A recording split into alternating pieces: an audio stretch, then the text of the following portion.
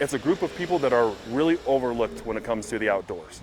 Senator Mike Lee recently introduced a new bill aimed at keeping trails open for all Americans. I'm Jenna Bree with Fox 13 News. The Outdoor Americans with Disabilities Act establishes that motorized access is disability access.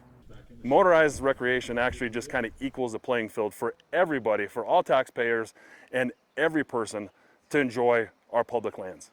Bud Bruning says you might not realize just how many people cannot recreate on public lands without motorized transportation. When you go around town, you'll see ramps, you'll see elevators, you see all these accommodations for people that are disabled.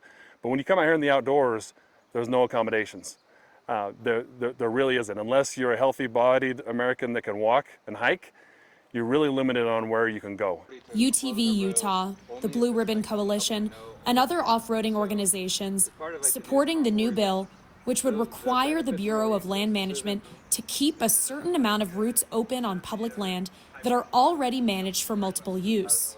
Federal land managers have to analyze if they close too many routes, they get below a certain level of route density, they have to either reopen closed routes that have been closed previously or build new ones. The BLM has been closing off-road trails in new management plans as part of a settlement agreement to protect wildlife and the environment.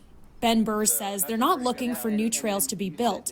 They're asking for something off-roaders have always had to not be taken away.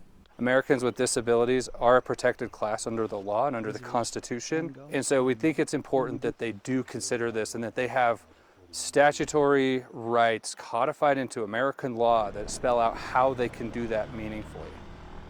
I reached out to the Bureau of Land Management, but they declined to comment on the bill. In Midway, Jenna Bree, Fox 13 News, Utah.